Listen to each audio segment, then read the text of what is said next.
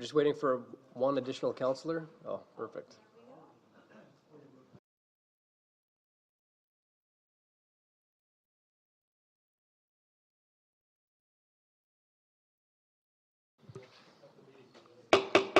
Good evening. I'd like to call the meeting to order. I'd ask those in attendance to please turn your electronic device to silent and please ensure that you're properly signed into the system. Are there any disclosures of pecuniary interest this evening? Seeing none, there are no public presentations or delegations. However, we do have a very important agenda this evening with respect to water, wastewater, and waste management rates. And to start it off, I'm going to ask Director Chamberlain to start her presentation. I'll then ask a committee member to put the related report on the floor and then take questions about the presentation and the report at the same time. So with that, Director Chamberlain, thank you. Welcome. Thank you, Mr. Chair. As you noted, there's two presentations on tonight's agenda, one to deal with the waste management budget, and the second one will deal with the water and wastewater budget. However, both will follow a similar format. We'll do a little overview, some key themes, and then speak to some of the key items in the 2018 operating budget.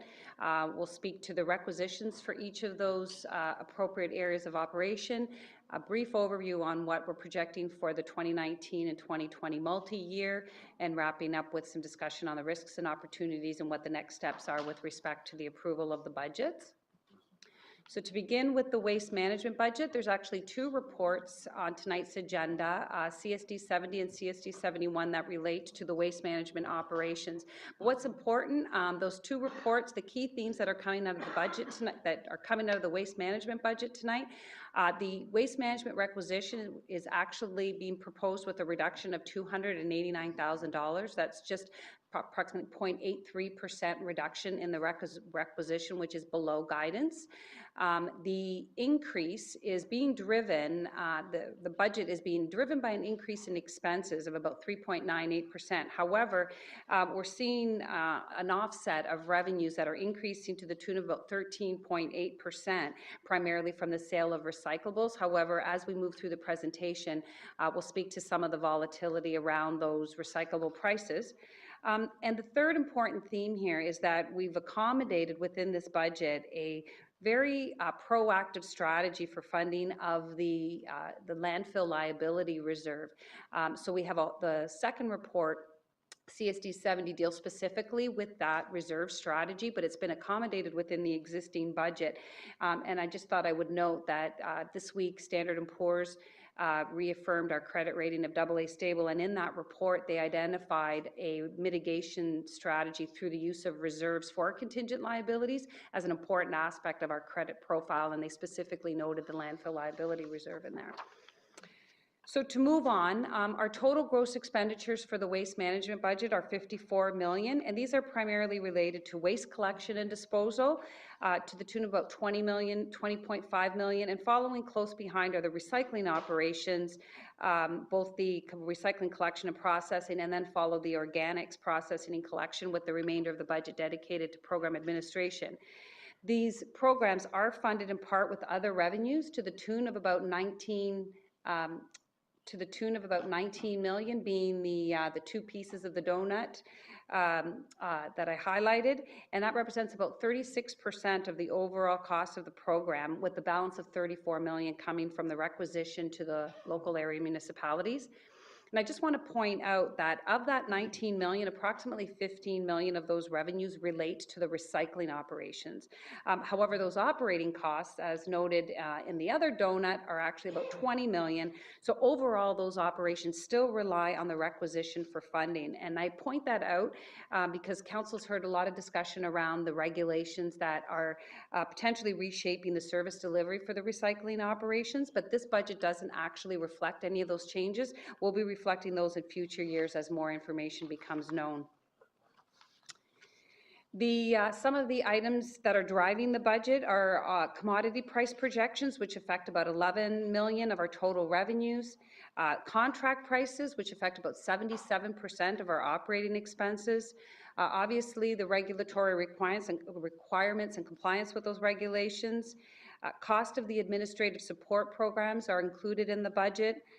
We established resources to meet our diversion goals. The budget also takes into account historical results, including the 2017 volumes and how they might affect contract costs going forward, and the cost of new recycling initiatives such as the public space recycling and Keen on Green. So the $54 million, the $54 million expenditure is distributed across a number of expenditure types, and 30 of the 34.6 million requisition, as I pointed out, 77% is contract services, and you can see that from the longest bar on that chart.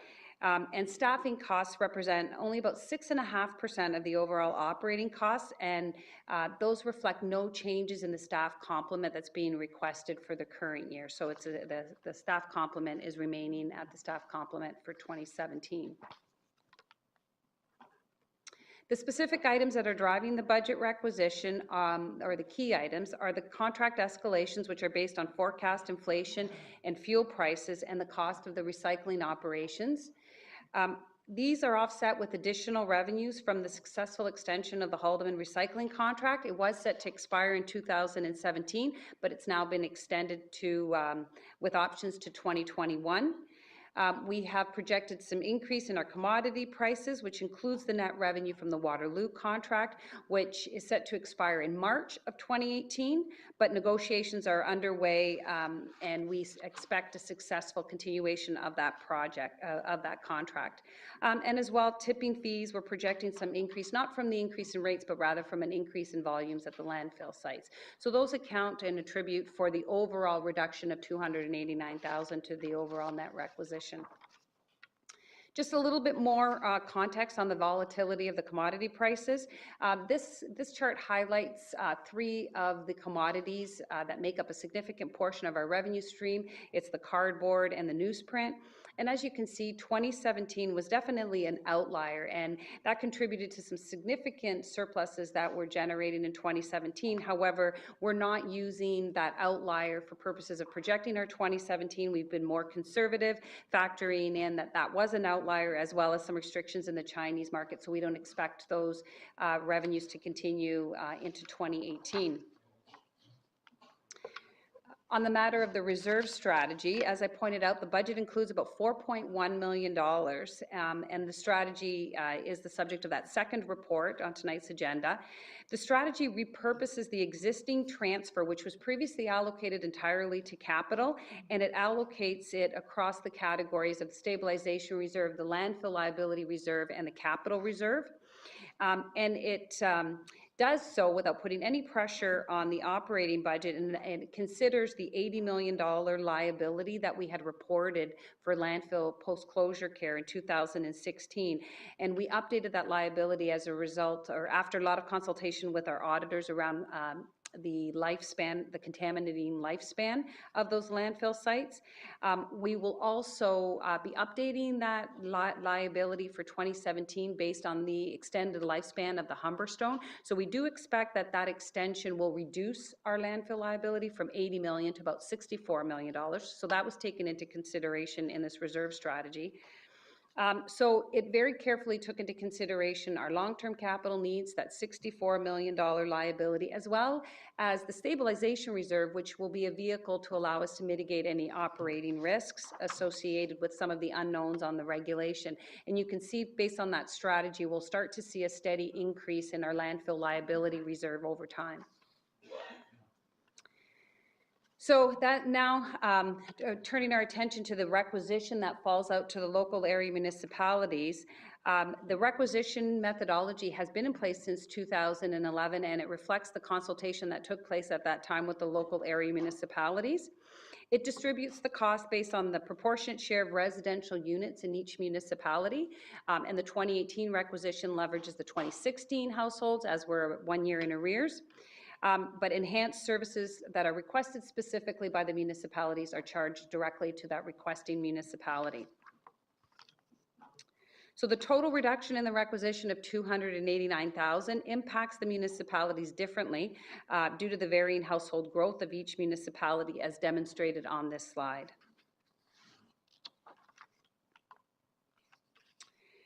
We include in the budget a forecast for 2019 and 2020, and it's driven primarily by the contract escalations for 2019 and 20, which do require one-time payments, which we may in the future consider using the stabilization reserve as a mitigation strategy to fund those one-time payments. And then 2020 is impacted by the expiry of the Waterloo contract, which will have an impact of decreasing the revenues associated with that contract. So overall, we're looking at about 3% increases into the future for the next couple of years. There are a number of risks and opportunities to point out. The regulation that we're still working through with respect to the transition to the transition around the blue box program and service delivery for recyclables. Our commodity revenues I spoke to with respect to the volatility there. We still haven't received our industry blue box funding for 2018 announcement yet, so that's pending. And we've also made estimates with respect to the CPI and fuel escalations in the contract, so those are obviously subject to future information. On the opportunities side, we continue to maximize the 33% of non-taxation sources of revenue, which come primarily from the revenue in Haldeman Waterloo contracts, as well as the sale of our commodities from our recycling operations. And new to 2018 is that waste diversion is a new service area that has been included in the development charge background study and bylaw. So we'll be able to, going forward, leverage development charges to help fund waste diversion initiatives. So to wrap up, the waste management budget, if approved this evening, we would come back with the bylaw on November 16th. We would provide communication to local area municipalities so that they can proceed with planning their budgets accordingly. However, we would have to defer until the new year to set the individual tax rates for each municipality, as we have to wait till the roll is delivered and council makes the tax policy decisions that will affect those tax rates. And that concludes the presentation. Thank you, Director Chamberlain. You're welcome to join us up here. We'll be taking questions on both the presentation as well. I'd like, if we can get CSD 70, 2017 on the floor, if we move and seconder for that report. Moved by Councillor Burrows, thank you. Seconded by Councillor Joyner, thank you.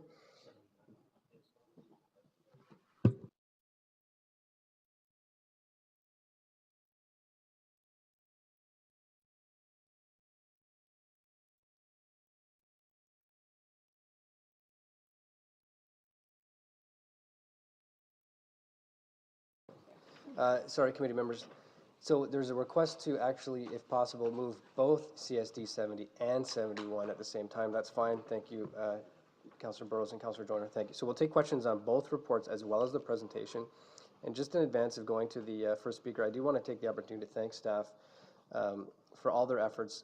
For what it's worth, the waste management budget is always one that I enjoy going through, because when you look back at 15, 16, and 17 and 18 years, it's actually a net reduction over the 4 years. It was 35.6 in 2015. It's now 34.6. It's about a reduction of 3%. It's just incredible, the phenomenal work that the staff are doing there for various reasons on the revenue generating side and everything else. So I do want to take the opportunity to congratulate staff for bringing this forward. Councillor Height. Yes, through you to staff. You spoke about the revenue, and we know how important the revenue is. Do we have a firm contract for 2018 with both Haldeman and Waterloo? I can recall a few years ago we were concerned that we might lose a contract. They might not be using our facilities. Do we have a contract? Through the chair, the Haldeman contract has been renewed. The Waterloo contract is actually before their local council, I think, as we speak, and in the process of being negotiated with extensions beyond the March 2018 expiry. So it's, I think we're very optimistic. Follow up, will we know, through you to staff, will we know by November the 16th when we move this bylaw forward, because that's critical to the dollars that we're looking at? Commissioner Tripp. Through you, Chair, the answer is yes, we will know, because it's being considered, well, subject to them not referring that particular item. Just in addition to what Director Chamberlain indicated, so with Haldeman, we have 18 in place and executed, with 3 one-year options to continue and coincide with our collection contract and the putting forward of that. And we're extremely optimistic. Waterloo, we won't have any issues with that as well. Good to hear. Thank you. Okay, Ms. Torbicki? Thank you to the chair. We have a very recent update that Waterloo has approved it at their council, and we are currently in the process of executing the agreement, so we have good news to share there. Councillor Hyde, is that fine? Okay, thank you. Councillor Burrows? Thank you, Mr. Chair, and this is a great report. My one question is on the waste collection contract with Emtira. I believe that goes to 2019, is that correct? Commissioner Tripp? Through Chair, it's been approved by this council into 2021. Okay, I guess the challenge I'm having is the equipment on our, which was purchased new for the first contract, is getting older. They're starting to get more and more breakdowns. They're starting to get challenges. I can't imagine the contract going to 2021 with the same equipment they're using today. What are we doing about that part of the problem? Commissioner? Through Chair, through the negotiations, that was specifically highlighted or identified, as was indicated in the presentations. There's two lump sum payments to be made to the contractor, recognizing the need to invest in the fleet. The performance of the collection contract to be the subject of a report in the next Waste Management Steering Committee meeting. But the extension does have regard for anticipated investment in the fleet. Thank you. Thank you, Councillor. Councillor Maves? Remind me how we calculate the landfill liability reserve and how and when that actually gets utilized. Director Chamberlain? Through the chair, so the landfill liability was previously calculated with the 25-year rolling time frame where we would calculate the liability out 25 years from the date that it would close, and just simply it would be reduced the number of years closer to that 25 years. But the auditors pointed out in one of the management letter points that that was too short of a time frame based on information based on the actual information of how long we were actually maintaining these post-closure. So we extended the liability to a 40-year rolling time frame unless we knew that there was a shorter time frame that we might be subject to. We would have specific information, but our estimates were 40 years. So we updated that liability for that policy that was made, that policy decision that was made in 2016. So as far as the reserve strategy, what we did is we looked at, and it was very thorough and complicated analysis, because we looked at where we had opportunity to continue to leverage existing funding in our base budget to fund this post-closure liability, and where perhaps we wouldn't. And the area where we generally don't have the ability is at some point when our current open landfill sites close, we will still need to pay and utilize some of that funding for the disposal of our garbage, but yet we will need to maintain those landfill sites. So we looked out for the cash flow requirements based on the liability calculation, and we present value that, and we determined what we would need to set aside over the next, I think, to 2165 or something to that effect, what we would need to set aside in order to make sure that post-closure we would have adequate funding without having to impact taxpayers for assets that are no longer in use. So do we utilize, for closed sites now, do we use reserves to look after that liability, or would we use current revenues? Through the chair. So the new strategy, what it assumes is that all of the currently closed landfill sites will continue, the operating costs will continue to come out of the operating budget because that's where they are. We're not going to use the reserve for those purposes, but we will use the reserve for the capital component because that's funded from reserve. The current open landfill sites, the 2 open landfill sites, their capital will be funded from the capital reserve until they close. When they close, both the post-closure operating and capital will be funded from this reserve. Okay, so how did it come about that the current closed sites costs were funded out of current revenues rather than a reserve set up years ago? Because there wasn't a reserve set up years ago? Through the chair, yes, you've answered your question. This strategy is putting in place what ideally would have been put in place where revenues would have been generated while the sites were active to generate sufficient revenue to be set aside for when those sites were no longer active, and we'd have that funding available to support the costs. So is there any legislative requirement that compels us to now be putting that money into reserve, and that those future retired landfill sites can only be funded through the reserve? Or is that our own strategy that we've decided to pursue? Through the chair, that would be our own strategy. And so as a result of the CSD 70, we're establishing what the strategy would be for those reserves, how they would be funded, and how they would be used.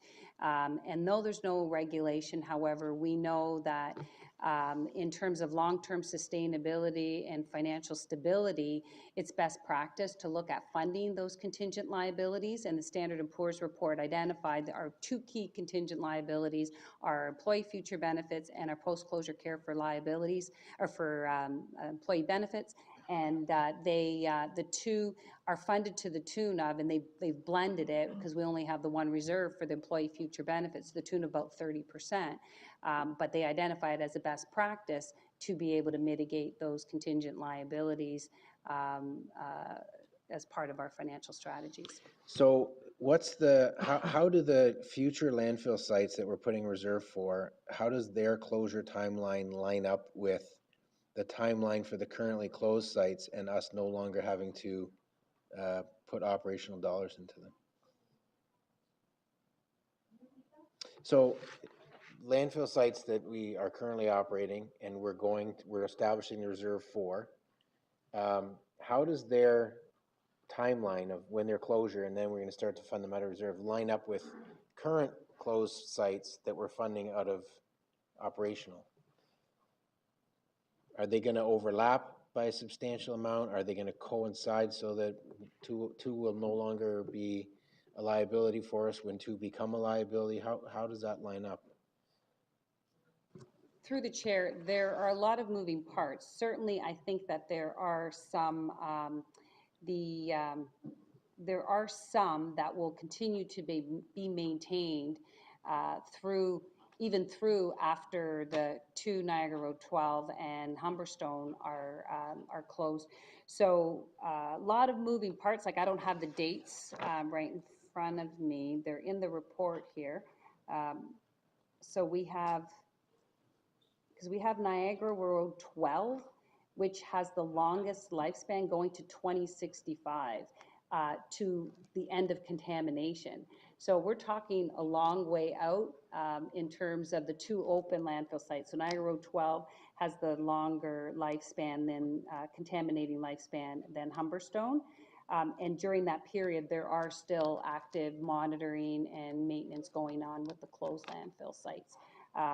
However, only based on the 40-year estimate, unless we have other information that suggests that we may be able to stop monitoring those landfill sites earlier. Okay, so does the active and the cost of monitoring the current closed landfill sites diminish year by year?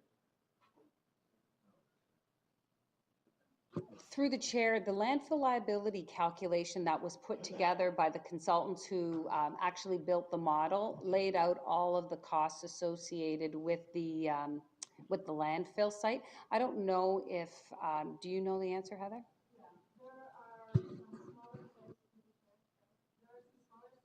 Closing over the next 20 to 40 years. Mountain Road is one of the largest sites. It doesn't close until 2158. So there are still substantial landfill liabilities that are closed now that will continue into the 2158, along with the two that we have currently open, which are only at about 40% utilized. So the landfill liability today is about 64 million when we recalculate it, but it'll continue to grow to about 80 million in 2060, and that stays very high through 2100 and doesn't actually reach zero until 2164, I believe. Thank you. Thank you, Councillor. Councillor Timms. Thank you, Mr. Chairman. On Appendix 2, I'm looking at report CSD 71, and bullet number 2 on that under key facts, I think answers my question. But in Appendix 2, it shows that the requisition for St. Catharines is down by $88,000. And I think everybody's, 10 out of the 12, the requisitions are reduced. Except Niagara on the Lake seems to be producing more garbage this year. I don't know. However, I'm pretty pleased about St. Catharines' requisition is down. But my question is that down by tonnage, or is it a share of the recyclable revenue that makes that work? The bullet number 2 speaks to public space recycling and keen on green initiatives, and something about the Blue Box program to full producer responsibility. I didn't think the full producer responsibility actually happened in this year. So just could you give us a brief summary of why everybody's requisition is down somewhat? Through the chair, because the overall requisition's going down by 0.83, those municipalities that are seeing a decrease greater than 0.83 are actually because their household growth was slower than those who are above the 0.83. So you basically, the key driver is household. It's a proportionate share. So if St. Catharines, I would infer from this that St. Catharines, since they're right at the average, that their household growth did not change relative to the other municipalities and compared to 2017. Okay, well, that's nice to be average, I guess. So the number of households didn't change, and the production per household didn't change much. Is that what you're saying? Through the chair, I'm not sure what's meant by production, but basically it's the total overall cost of services. So we know the cost of services has gone down because the requisition is going down by 0.83. Okay. And we know that, like, to be specific, for the city of St. Catharines in 2016, their proportionate share of households is 30.25, and in 2015 it was 30.21. So there was very little change there. Commissioner Tripp. And just further to Director Chamberlain, I think to the question, the requisitions are not based on tonnage. Everybody has the same limits. It's strictly a relationship with the households and where we are, where a municipality is relative to its the others. Okay, so I was hoping to brag that we were doing better at recycling and better on green bin and reducing the amount of garbage. And it's not fair to say. Can't brag about that yet, eh? Not growing. Okay, thank you. Thank you, Councillor Grenier. There we go. Thank you, Mr. Chairman. Two quick questions. The first was at the end of the presentation, there was a comment by Director Chamberlain about we can approve this, send it to November council meeting, and then, but there is some kind of delay in how the final assessment is set for each of our tax rate is set for the lower area municipalities. What is the reason behind that? Like, what drives that that time lag? Through the chair, the decision was made when I believe it was back when the methodology was established to distribute based on households, that the waste management was established as a special levy, which means it actually is distributed to 11 of the 12 municipalities as a tax rate. So we have to wait until we have the tax roll for 2018 to figure out what that tax rate will be. Each of the municipalities has their own tax rate based on their own municipal assessment. Yes. And on top of that, there's some tax policy decisions that always have to be made that might affect the ratios for the tax rates. Okay. But with respect to order of magnitude, the variance is very, very small. This is a housekeeping issue that we go through in February. Is that correct? Through the chair, the municipalities can take the total requisition and they know overall whether that's going up or down and how that might distribute to their ratepayers. However, in terms of the actual rate that will apply to each of the residential versus commercial versus industrial Yeah. property classes, that won't be known, and potentially there could be redistribution due to variations in growth in those sectors that could change the tax rate. So I would they could certainly work out fairly decent estimates, but if they are aware of different swings in the growth between those sectors, they would be wise to take that into consideration. But they know what's coming from impact with respect to their growth and what they might be expecting. Like there's no sticker shock coming on this. This is the variances are relatively small and absorbable and can be easily absorbed by this practice. Through the chair, I would say that that is correct. The only little caveat I might throw in there is that the first year of a reassessment cycle, there's a lot of write-offs. So the write-offs have the impact of creating some rebalancing of the distribution of taxes across the class. And there have been some significant write-offs, which you'll hear about when we do the levy presentation. Okay, all right. Yeah, I'm looking forward to being scared. The other one I wanted to speak about or get my head around, there was a performance metric, and I was trying to find a report again, I had written on it, the 238 kilograms per household and the B plus grading. How are those determined? Like, do we do that internally, or is that some kind of external validation that allows us to brag about that? Mr. Bicky? Through the chair, those are internal metrics that were created and developed. However, specifically for the diversion per capita rate, we also compared ourselves to other municipal comparators, 300,000 or greater in population, to develop that. So we're doing well then. Well, like with similar comparators, we're doing well. If I can, Mr. Chair, it's a bit of indulgence. I can't go anywhere without people asking me and commenting about how well we manage this throughout Ontario. We are leaders, and as the legislation towards the circular economy and the extended producer liability realities start to evolve, I think we're ideally positioned actually to serve our citizens with those changes. In fact, we might even become more of a leader as we move forward with our unique relationship with our processor. So I think that when we actually release this to the public and talk about the reductions, I think we might want to fold a little bit of that into the narrative, because I think it's something that we don't do enough of, talking about how good we are at this particular file. Thank you. Thank you, Councillor. Well stated. Councillor Rigby. Thank you, Mr. Chair.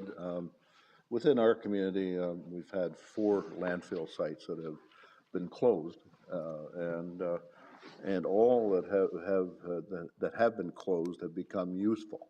3 of them being parks, and 1 a golf course.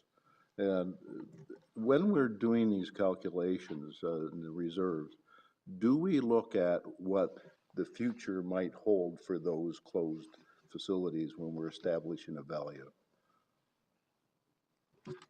Through the chair, when the auditors in 2016 requested, actually 2015, requested that we review our landfill liability, one of the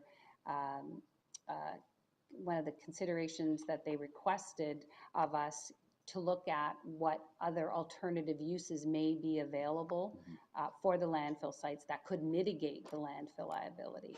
However, that was considered, and ultimately, many of them were very speculative, and there's other issues involved. So there wasn't really anything that generated a substantial net cost benefit to the long-term care of the landfill sites. And certainly, if there's any more technical aspects of it that Ms. Torbicki would like to offer, and she's nodding her head no. But generally, there was nothing There was nothing to benefit the overall landfill liability. It was too premature. So no was the answer. And then, most people probably sitting around this horseshoe uh,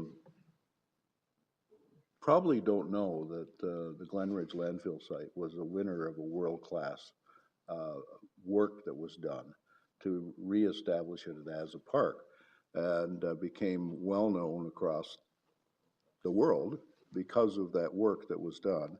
So there's real positives. And also, with the right business case, the St. Catharines golf course that was on the original dump of the city is actually operating at a revenue generator and doing well.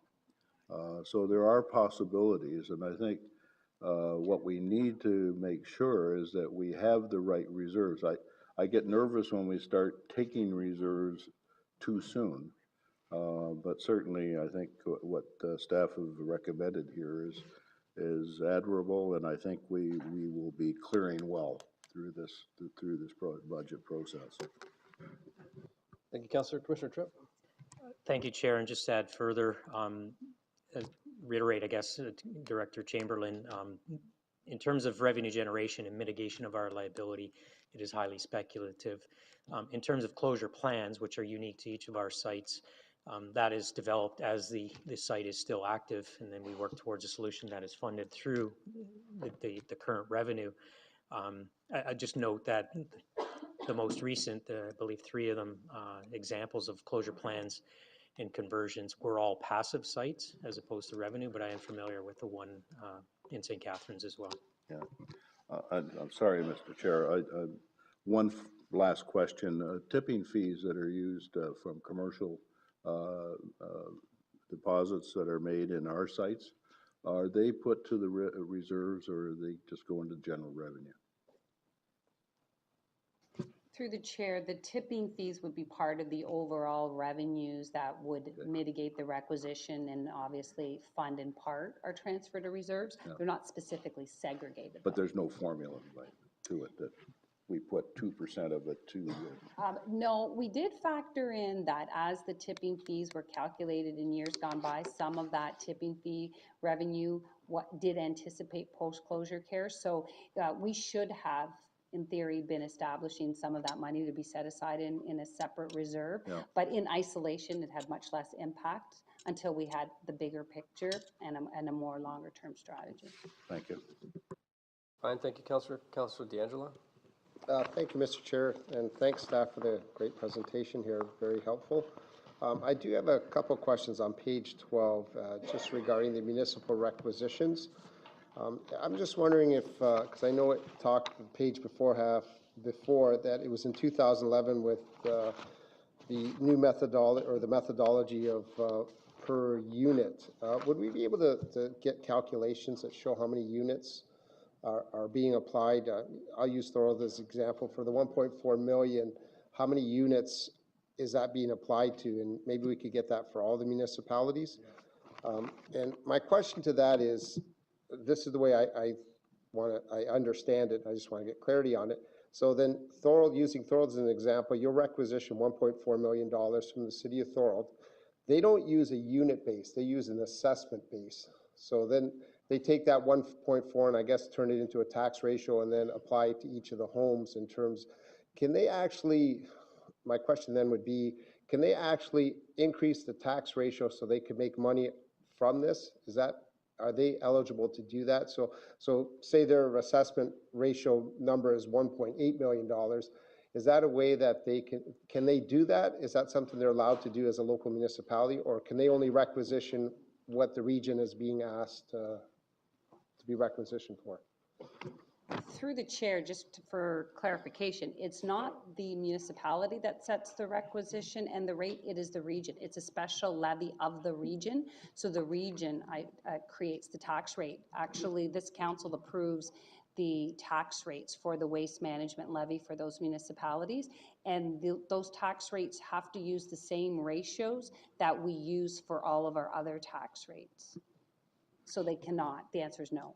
Okay, then my secondary question that is, since we're charging a per unit basis, is that something a local municipality can do? Or do they have to go with a tax ratio? And maybe you could, like I guess my other question is, do all municipalities use a tax ratio or do any of them levy based on a unit base? Through the chair, 11 of the 12 have a special tax rate. Niagara on the Lake levies it on a per household or per dwelling basis. So we levy to them the whole requisition and they distribute it.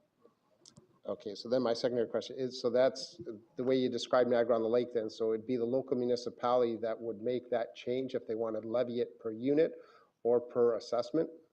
We're just looking for the dollar match that we're requisitioning? Or do we have, as a regional council, any say on how that's done? Through the chair, the decision would have to be that of regional council. So when we approve the bylaw specifically says that it's a special levy rate for the 11 municipalities, and Niagara on the Lake will be requisitioned the total amount. So if a municipality was interested in a different method of being assessed that requisition, then certainly that would come before this council to approve that decision. Okay, just a supplementary through you, Mr. Chair. So then that would have to come from the local municipality to determine if they wanted to change the method of how they're assessed? Through the chair, I would say yes. Okay, all right. Just getting back to my original, if I could get some further information on the unit calculations, maybe going back to 2011 if that's available, and I see a few other heads nodding, they may want them for other municipalities also. Would that be something that would be available?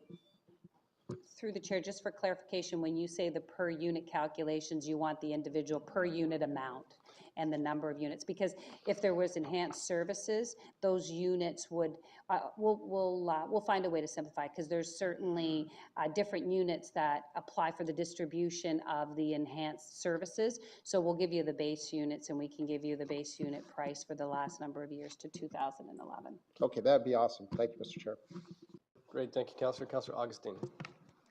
Thanks very much, Mr. Chair. Many of my questions have been answered, except for this kind of line of thinking.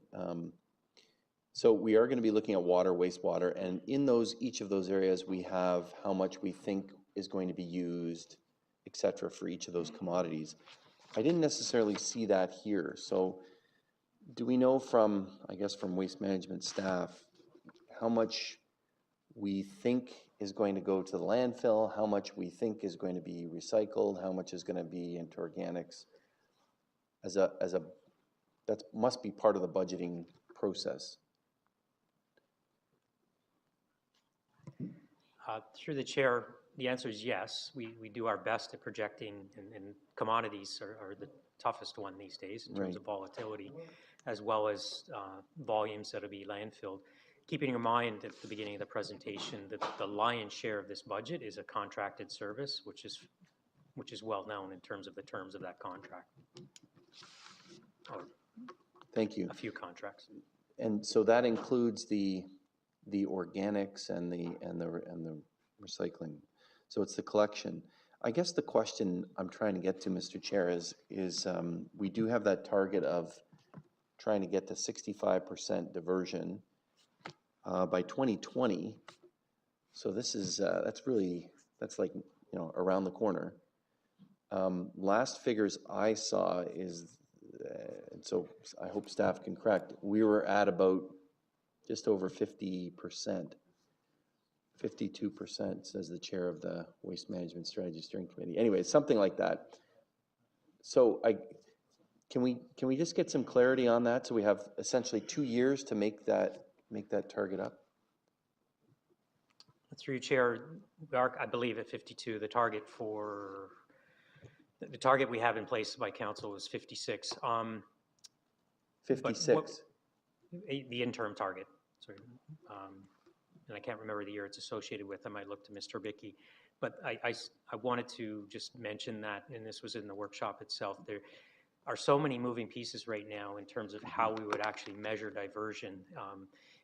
in terms of the legislations that's changing, as well as our role with diversion programs, as well as legislation that we anticipate for organics diversion itself, that I guess what staff are suggesting, let's just hold this conversation about our target for diversion in abeyance till we understand exactly the landscape around waste collection and diversion coming from the imminent regulations around the new legislation. Shirley, you want to add to that? Mr. Bicky? Through the chair, firstly, the interim target was 56% by 2016, and I am pleased to say that we have achieved that target. Regarding 2020 and our 65% target, there is potential to build on Commissioner Tripp's statements. There's also the potential for a new methodology for developing diversion to be developed because of the light weighting that's occurring in the recycling stream. And also there's additional emphasis on trying to reduce the food waste that's going to the green bin through the Southern Ontario Food Collaborative and a number of other initiatives. So we need a new methodology to measure our waste diversion. Okay, thank you. So, sorry, I just heard it was 52 and now I heard it's 56. We met the target. So I'm not saying I don't believe her, but somebody over here, it wasn't only Councillor Burrows. We will we take get some that as the clarity on official that? record. Thank you. It's 56? Yes. Okay, that's great. Congratulations. I thought it was 52, but it's because of the weighting of the recyclables. Through the chair, the calculation is officially vetted through what was previously Waste Diversion Ontario. There's a formula which is applied across the province to all municipalities. Our current submission stands at 56% for 2016. We expect a final formal stamp of approval at any time, but that is our current calculation based on actual weights. Okay. So, thanks, Mr. Chair. I guess what I was going to ask, how does this budget get us closer to that 65? Sounds like we have an answer that there are so many moving parts, we know that. But I hope it is something that we can work on in 2018 and determine if it does require a change in the collection type. As Councillor Burrows indicated, those vehicles are getting very old. So we do have to make some sort of change when this contract is renewed. So I look forward to working on that, Mr. Chair, to get to that target and beyond. Great, thank you, Councillor. Thank you. Chair Caslin. Thank you, Mr. Chair. Just a question about landfill gas and if we've considered that as a source of revenue.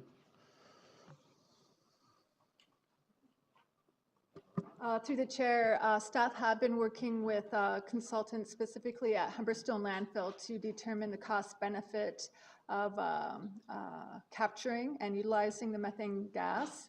At this time, I don't believe there is enough of a benefit, but that is under evaluation analysis currently, because that is our currently largest waste disposal site that's open. Thank you, Mr. Chair. Just further, many landfill sites are doing that, and in fact, the one that's closest to us right now is doing that and has been for a long time. I'm just wondering if there's a possibility that we've considered simply outsourcing, instead of trying to do it ourselves, outsourcing the benefit of the landfill gas to an agency like Enbridge or another supplier. Through the chair, that is part of the analysis that would be undertaken for Humberstone Landfill and our other sites also. Okay. When will we hear anything about that, Mr. Chair? Mr. Bicky? We can report back on that and provide a status update for the next Public Works or Steering Committee meeting. As we all heard, Mr. Chair, not long ago, a large manufacturer that I'm very familiar with in St. Catharines is installing a hydroelectric generator, runoff landfill gas, and it's something that we've heard presentations here about in in this chambers, and I think it's something that we ought to consider looking into more detail. Thank you. Thank you. So there will be a subsequent report coming forward directly to Public Works Committee on that. Councillor Bentley. Thank you, Mr. Chairman. Just a question around the calculation for the landfill liability.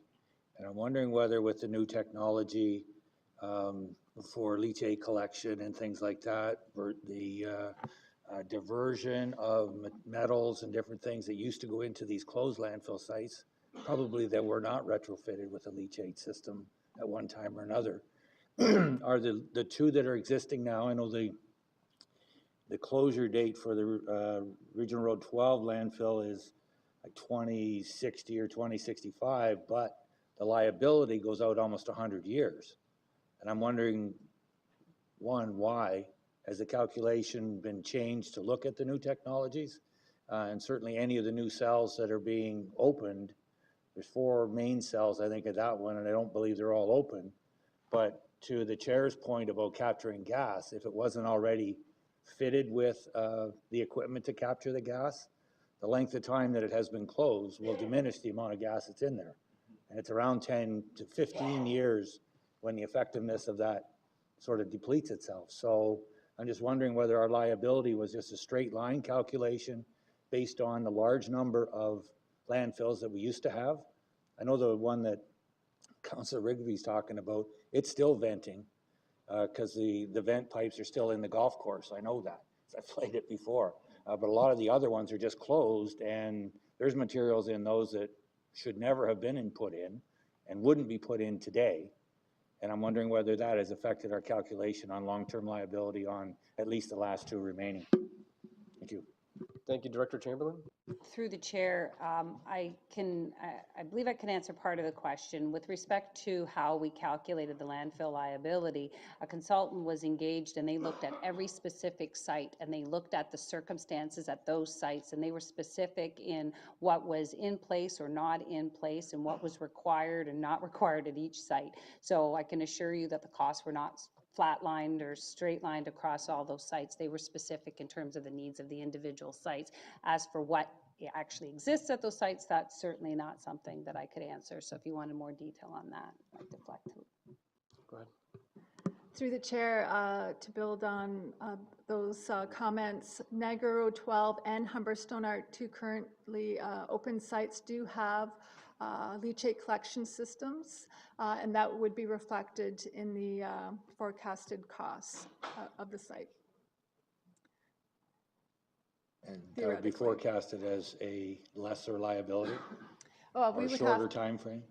We would have to go back and look at the model that was developed to definitely determine that. Thank you, Councillor. For a second time, Councillor Burrows. Thank you, Mr. Chair. And very quick question. Is leachate the responsibility of waste management, or is it the responsibility of water, wastewater? Through you, Chair, the collection system is captured in the operation of the waste management, and then ultimately to the sewage system, it then transfers to the waste treatment plant. So it's a cross responsibility. I guess as a very quick follow-up, and my ongoing concern is that Waste Management does a terrific job of collecting the leachate, and no amount of it gets out. And then we force main it to our sewage treatment plants where we don't treat anything but organics. So I have this ongoing, nobody's responsible for what we're finally putting in the lake or river. I've said it 100 times, so I'll just. Sounds like a couple parties are jointly responsible, but thank you. Seeing no other speakers, I'll call the question. All in favor? Opposed, if any? That's carried. Thank you. At this point, we will move towards the water, wastewater presentation and report.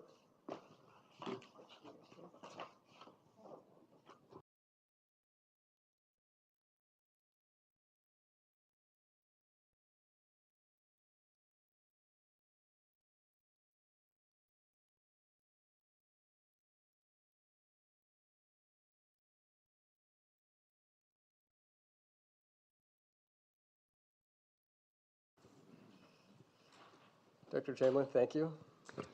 Thank you, Mr. Chair. So the second presentation is obviously the water and wastewater presentation, which is the subject of CSD 72. I won't go over the agenda. It will follow the same format as the waste management presentation. Our key themes, important messages that are coming out of the water wastewater budget.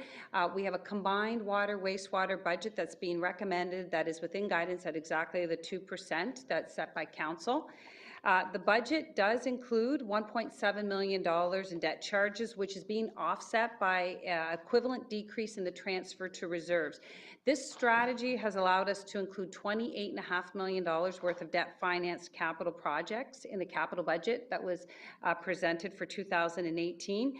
That allows us to have an additional approximately $26 million increase in our investment over the historical 5-year average, which is allowing us to impact some of our infrastructure backlog and the needs of the asset management plan.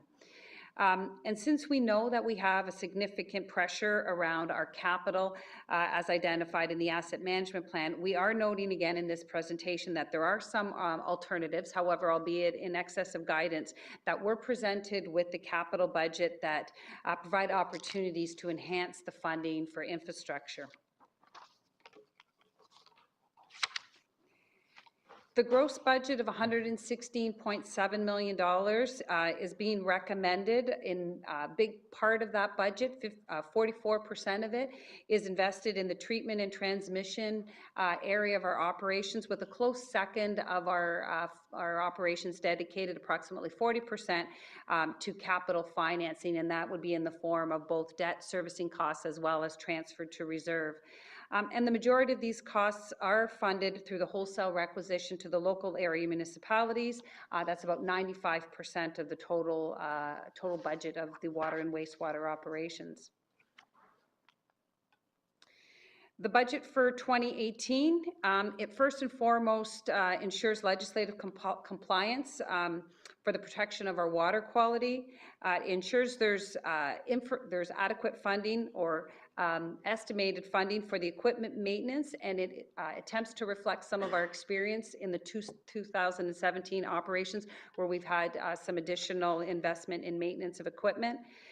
It also includes some enhancements for the organizational capacity to deliver on capital projects as a result of our needs of our asset management plan and the master servicing plan. It continues to invest in the CSO partnership program with our local area municipalities at a level equivalent to that in 2017. New for 2018 is a change in the service delivery models for programs that were previously provided by the MPCA related to the Water Festival and water monitoring. And it continues to reflect cost sharing of administrative support programs. As I noted, the treatment and transmission expenditures, which comprise the majority of the annual spend, are distributed across several expense categories, with compensation and the facility occupancy costs making up the lion's share of that expenditure. With respect to the compensation budget, there is some proposed increase in overall 7.5 full-time equivalent staff, and business cases are included in the detailed budget, and they support the need of 5 project managers to support capital asset project management. 1 for management of the Water Festival program that is being transferred back, the management is being transferred back to the region from the MPCA, and 3 positions for facility operator and training, and those are offset with the reduction in some temporary staffing. As for the pressures that are driving the increase, consistent with the last few years, one of the most significant pressures is the increase in hydro costs. So in spite of the energy efficiency initiatives and the energy audits, we continue to experience significant pressure in that area to the tune of about $1 million for 2018. Followed by pressures associated with the repair and maintenance budgets. Over the last number of years, we had scaled back these budgets as a result of other operating budget pressures, and we're trying to get back to a more appropriate level of funding in that area. We also have other pressures associated with chemicals and inspection services, and these are offset this year with an increased share of the CSO program that is being funded with development charges. We've attributed a greater share of that program is to service growth. Therefore, the new development charge background study proposed a higher share be funded from DCs. And so this budget includes a higher $1 million coming from the development charges, which, as we know, is still under discussion. As for the requisition, the methodology that is in place was approved initially in 2009. It was reaffirmed again in 2011 for the period for the years 2012 to 15, and then again it was reaffirmed in 2015. I guess I missed the letter there. Again in 2015, and that was all through consultation and engagement with our local area municipalities. And the rate, the requisition is apportioned to the municipalities 25% based on a fixed requisition, and the remaining 75% is a variable rate. For the variable rate, we are proposing this year that we maintain the projected water sales that we had estimated in 2017. So when we take 75% of our $43 million requisition, it calculates to a variable rate of 0.566 cents per cubic meter versus the 2017 rate of 0.554, which is a 0.012 cents increase in the variable rate. The 57 million cubic meters are based on the historical trend as per this slide of water consumption. We see that the decline in consumption has continued over the last number of years, with some of the blips in the orange line, which reflects the actual, primarily reflective of seasonal changes, dry and hot summers that were experienced in those years. So we are basing the rates on the same 57 million cubic meters that we used in 2017, which is very much in line with the historical 5-year and 3-year averages, as well as the municipal feedback that we received on projected consumption. And you'll see the years where our actual or projected flows exceeded our actual. Those are the years where we've experienced revenue shortfalls, and they can be significant. And just for some context, every 1% decline in the revenues relates in a $300,000 revenue loss. So we place a lot of emphasis on trying to project these revenues as accurately as possible, subject to weather circumstances out of our control. So the 25% fixed requisition, that's distributed to the municipalities based on the historical 3-year average share of water flows. That translates into an increase that varies by municipality based on their proportionate distribution of those flows, but with the average resulting in a 2.2% increase, which is reflective of 233% increase in the 25% share of the region's requisition.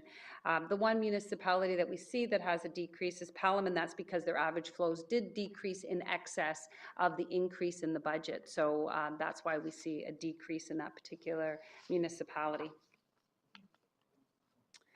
As for the wastewater requisition, again, this methodology has been established as 100% fixed requisition to the local area municipalities since 2007.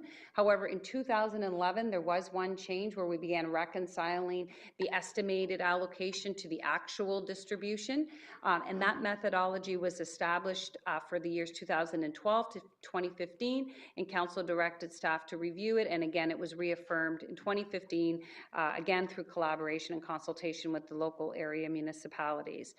So the budget today, you'll see the distribution of the 100% fixed with the reconciliation for the 2016 year. And that 2016 reconciliation, it was disclosed to the local area municipalities at the end of 2016 or early 2017.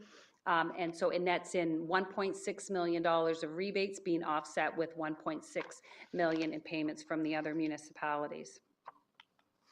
The fixed distribution, when we look at the distribution across the municipality, again, results in increases and decreases depending on the change in the proportionate share of flows for the last 3 years. However, it does average to a 1.94% increase, which is the overall increase in the wastewater requisition. This distribution, should note that it does exclude the annual reconciliation. However, on the next slide, we have identified the comparison of the 2018 allocation inclusive of the 16 reconciliation relative to the 17 total requisition inclusive of the 15 reconciliation. So again, the distribution will change. The multi-year budget for water and wastewater for 2019 and 20, it's primarily being impacted due to proposed enhanced funding for infrastructure. Approximately 2% has been forecast in those years, which accounts for about 0.9% of the 2.3 and 2.7% increases that we're proposing. And the balance relates primarily to increased in utility costs as well as asset maintenance. The risks associated with the water wastewater budget, as I pointed out, utilities tend to be a significant impact on our budgets, and so we do make best efforts to mitigate that through the efforts of staff. As well, with the pressures on the operating budget, we've had less flexibility to address our asset management plan and the capital needs of it, as well as the decline in the reserve balances have constrained some of our future spending anticipated for capital. We also, the fact that if we're not addressing our capital asset renewal, it continues to put more pressure on the maintenance dollars included in the operating budget, as we saw in the Q2 forecast in 2017, where we had significant dollars dedicated to maintenance. As well, the system doesn't have redundancies that permit for the equipment failure, so it could impact on service levels when systems go down, when assets go down. On the opportunity side, we continue to leverage our energy audits to mitigate those hydro costs. As I noted, we maintained the funding. It's $4 million in the 2018 budget for the CSO programs, 50-50 split with reserve funding and development charge funding. But if council were to consider increasing the program by $2 million for context, that would require a 1% increase in the total overall requisition. With respect to the capital budget, in the presentation that Council received a few weeks ago, we identified a number of strategies that would impact the investment in capital to greater align with the asset management plan, the required average annual rate of investment, which was identified at $124 million. We're currently at about $57.6 million on average. But these strategies do come with incremental increases, which, as the Commissioner of Public Works pointed out both in the workshop and in our presentation to Public Works Committee, that we're not alone in this regard, and many of our neighboring Ontario municipalities are also faced with some significant rate increases to address the infrastructure challenges they have. The next steps for water wastewater, this budget, again, we would propose that the bylaw come forward to Council on November 16th, and then we would be in a position to provide this information to the local area municipalities, who would then establish their retail rates based on the wholesale information from the region. And that concludes the presentation. Thank you, Director Chamberlain. I'll look for a mover and seconder for the report. Moved by Councillor Rigby, thank you. Seconded by Councillor Beatty, thank you. And I see there's a speakers list going. Just as Director Chamberlain approaches her seat here, I again want to take the opportunity to congratulate staff on the water wastewater budgets. I referenced earlier the last 4 years on the waste management side was a reduction of about 3%, which is incredible. The last 4 years for water has been about 1.5%, including 2018 if it's approved, which is about 0.37% every year. And the wastewater has been about 5% over the last 4 years, which is about 1.25% per year. And again, just phenomenal work. And I know that staff and council and budget committee have been doing their best to ensure that the assets and the infrastructure are up to date and safe. I know that the water side won a provincial award for, I think it was 100% safety rating, and perhaps Commissioner compliance. Thank you. So again, congratulations to you and your team, Commissioner, and the finance team. So with that, Councillor Burrows. Thank you, Mr. Chair, and I also want to thank staff for a great report. And I probably should have brought it up at the capital budget, but are we accomplishing everything we should within the wastewater side on for capital? And I'm thinking of things like biosolids, where I think we may be a bit behind on our programs. Is everybody, our staff, comfortable with the amount that we're doing. I know tonight we're talking about the budget, and really specific projects were really a couple of weeks ago. But could I get a comment that we're up to date on the most current technology for biosolids treatment and the effect with our partnership with Walkers? Commissioner? Through Chair, I think I heard a couple of questions there, but I'll give it a Yes. shot. In terms of current technology, yes, we are actually leading in terms of Ontario. Both, we have a split between conventional methods, which is land application, but also innovation, an innovative approach partnership with Walkers in terms of the other 50% of our biosolids and the processing of them into fertilizer. I think I heard in there in terms of are we doing what we need to do in terms of infrastructure, asset management. Over the next 10 years, we have to do a lot more. It's certainly, this council has made aggressive decisions in terms of investing in infrastructure, but we have a funding challenge that we need to deal with in terms of what we ought to be investing in on an annual basis, and that'll be a subject of a strategy coming forward in 2018. We have, through the capital budget, recommended what we think is appropriate for 2018, but that needs to ramp up and needs to be resourced properly. Thank you for that answer. And is there any, can we only go to 50% with Walkers in our partnership agreement, or can we go to get rid of, I don't like land application as long as the agricultural community can get the fertilizer at no cost. So what are we doing with that? I know we just renewed the contract. Through Chair, yes, we did actually renew a 10-year term of the contract with Walkers for fertilizers. That was the subject, both agreements actually, the land application management as well as the Walkers technology was the subject of 2 reports to council, committee, and then council that were approved. I believe the term on the biosolids land application was a 3-year term. So that will be back before council in that time frame, but we are contracted right now, I believe, for the next 3 years. Sorry, just as a final question. So staff are comfortable with land application. I'm sure we meet provincial rules, but they're satisfied with putting our biosolids directly on land. Absolutely. It's an accepted practice and we are in compliance. Thank you, Councillor. Councillor Grenier. Thank you. I'm going to pick up that one in a minute, actually, but I got a couple before that.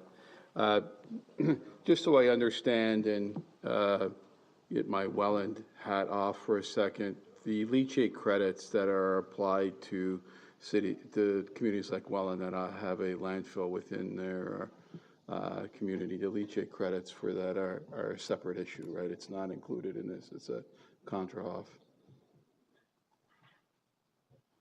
Through to the chair, I'm not sure if I understood the question. I thought I heard the city of Welland does not have a landfill.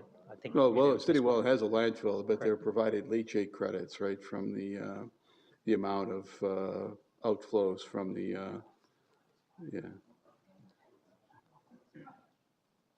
And Bill. Not a secret. Through the chair, there is a credit back to the municipalities, and I only know this because I used to see the bill when I was in Fort Erie on the wastewater side for the leachate credit for what is being captured and not going into the wastewater system, and that goes on the wastewater bill. That's an operational part of the budget here. Correct. Okay, thank you. The if I can ask for when this comes back, there used to be an extra column that actually gave the percentage of water or wastewater that was being apportioned for the fixed cost, like 11% for Welland and 28% for St. Cat, that kind of idea. It's not in the column right now, it's just the numbers. Yeah, but it's not in the report that I have. I haven't. Is it what I'm asking for in the main? Could that be added to the main report when this comes back for communication purposes? Sure, we can add it to Yes, that will be added, Councillor, thank you. Okay, and the other two are gonna be the typical soapbox thing. Councilor Burrows let it, stopped, but in the summer, we were given a report where there was an opportunity to take a little more leadership with respect to the refinement of biosolids before application. The money was relatively nominal. And I think I'm gonna come back on this, if I can, I wanted to bring it tonight. I couldn't actually find a way to recall that report up to ask for it. But I think I think it was under $100,000 for us to actually move a little more aggressively on testing and refinement of biosolids. And I believe that if we do have the capacity in some way to do that, we should assume a position of leadership across Ontario and see if we can find a way to kickstart that program with our partners in 2018, if not provide for it in 2018 and begin it in the following year. I hope that we can have that nominal conversation on the 16th and see if it, I don't think it's going to really, Mr. Chairman, I don't think it would be relatively inconsequential to the overall budget and rate requisition, but I think it's an easy thing that we could accomplish. And I hope that that kind of business case could be brought here for a discussion at that time. Is there a comment that I? Commissioner? Through you, Chair, and perhaps I could follow up aside with the councillor. I'm not 100% sure what the reference to $100,000. In terms of our split 50-50 with the streams of processing biosolids, the order of magnitude of cost increase to do the innovative technology is over 4 times the price. That was one of the considerations, but it also had to do with the capacity to actually process in either of the streams. And we recommended and council approved what we thought to be a decent balance of that, but I could follow up directly with the councillor specific to this minor incremental, because I don't recall it. Okay, I told you, I was trying to bring it back so that we could have that conversation again tonight, and if my memory is not entirely accurate, then I'll live with that, but I do believe that it's something that we should be setting the table for to move forward, and if we can do it through the budget process, all the better. And then the last part is, if I can ask this last question about the reserves, we've assigned a lot of our reserve capacity, in fact, more than half of it over the past 2 years. If these multi-year projects, and some of them might be deferred in their starting, can we have an undertaking that sometime in 2018, we might revisit how some of these projects are funded and then reallocate some of that reserve money maybe back and find different ways to move forward. I think we made a strategic error in committing so much of our reserve funds rather than cash flowing out the benefit of some of these projects, but it's we seem to have already gone down that road, and it's something that I hope that we could, while we approve the budget, speak to how we're going to talk about projects moving forward. You looking for a comment, Councillor, or were you just giving an opinion there? Okay, Director? Through the chair, I believe what I heard the councillor say is use more debt in year rather than reserves and leave that funding in reserves. And if that's the case, I guess the only concern there is certainly adding more debt to the budget based on I guess, a few policy pieces.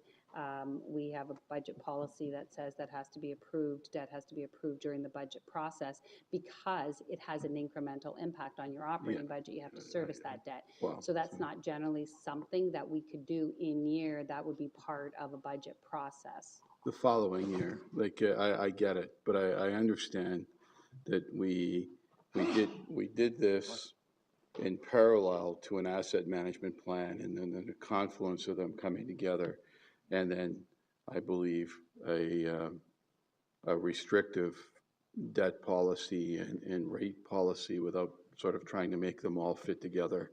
And nobody's to blame for that. We asked for it. But I think that as we move forward and monitor the progress of this rather aggressive roster of capital projects, we need to, on an ongoing basis, review where we are and maybe have some other strategies going forward. Thank you. Thank you, Councillor. Councillor Timms. Thank you, Mr. Chairman. I want to thank staff for the report and the presentation of it. It's laid out fairly clearly, and I do want to congratulate them on meeting, I think it was our guidance, 2%. The chart shows that the water was up 2.2, but the wastewater is up 1.9, so combined, they come to 2%. What I wonder if you could present it, it's very often received and presented as dollars per million liters, and what is that percentage? So if I was to explain it to my constituent who gets a bill in terms of liters, how does this 2% reflect in terms of increase per liter of water on my meter?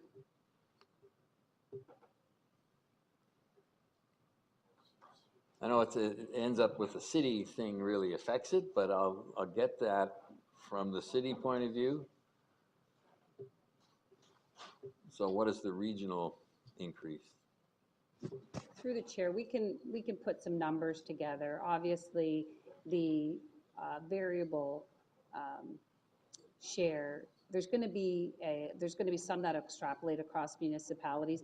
The problem with the wastewater is that there's a lot of fluctuation in the flow. So to translate that into it's a very fixed system. The system has a very fixed cost. So to extrapolate it to a per unit could potentially be a misleading equation because there's a lot of volatility in the flow. So to look at it from one year to the next, you wouldn't really be able to extrapolate any kind of significance to that per unit rate. But on the water side, certainly we could do a better job. Okay.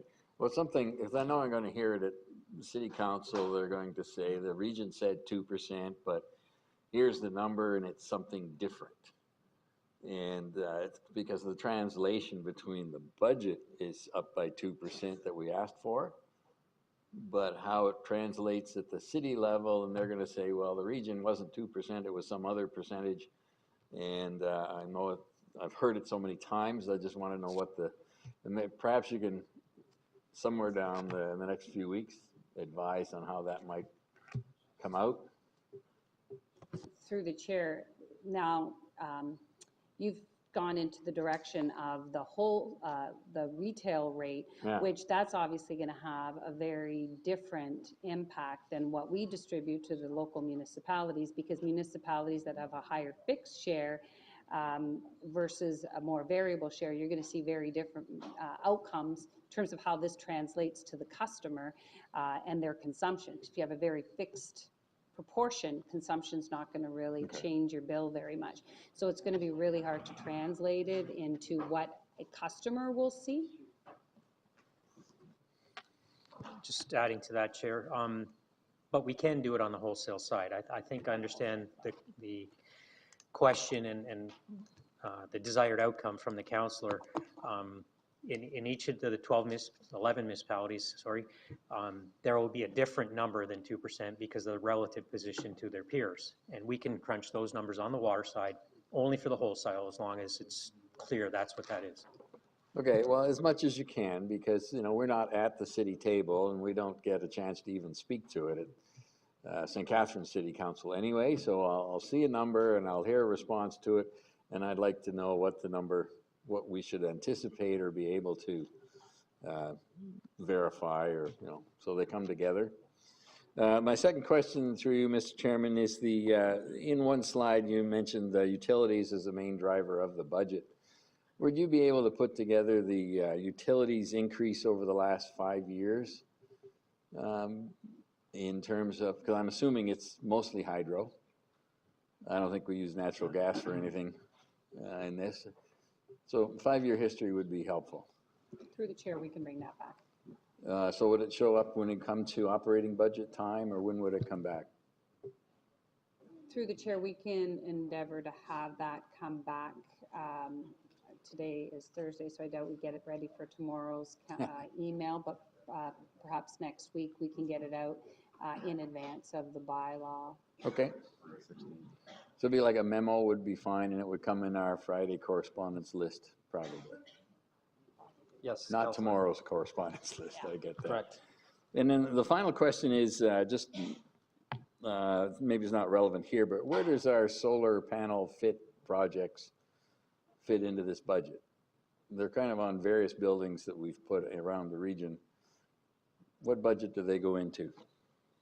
Through the chair, the FIP program budget is managed by our facilities department, which is part of the administrative support allocated back to water and wastewater. So any of that additional revenue becomes part of a reduction in the overall cost of facilities, which translates down through a reduction in the allocations.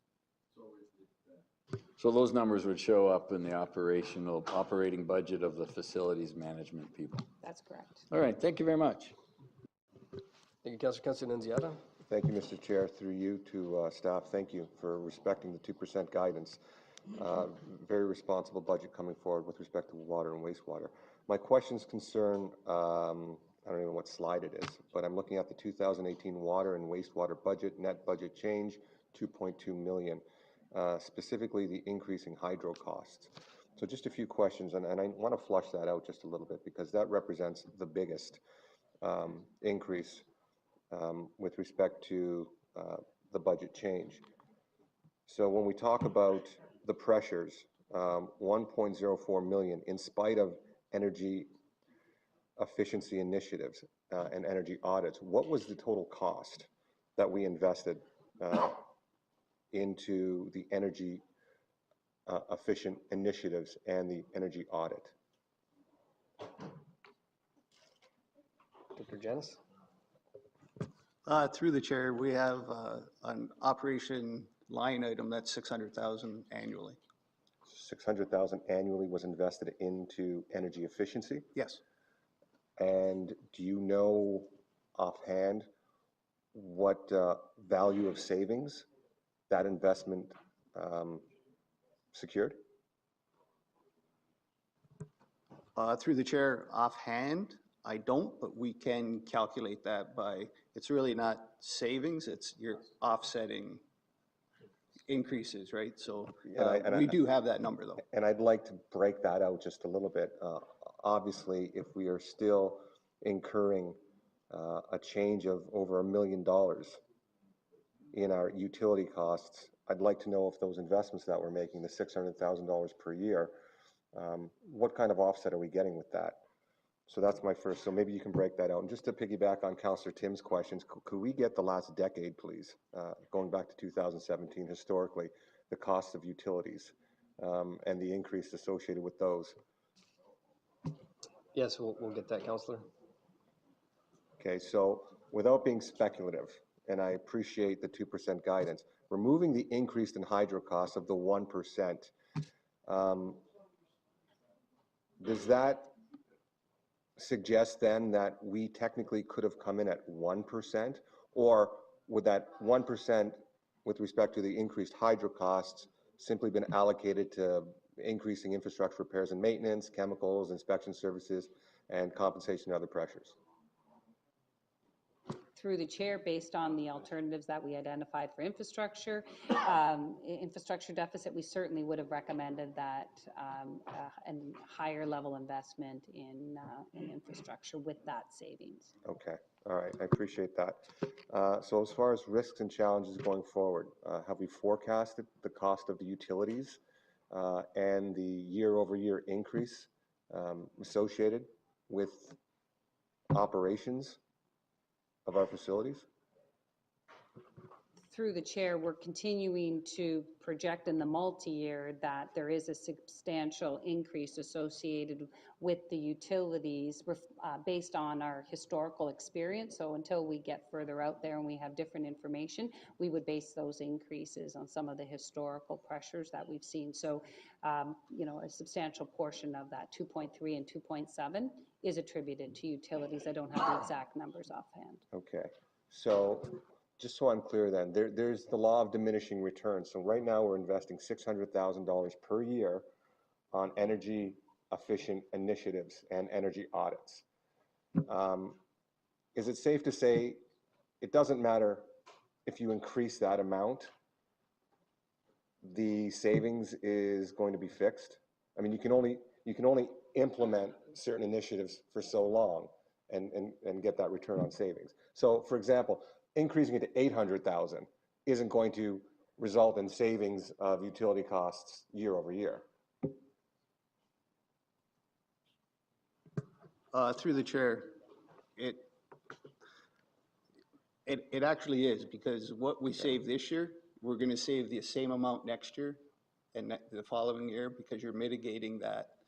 You know, you're actually mitigating the hydro that you would have used.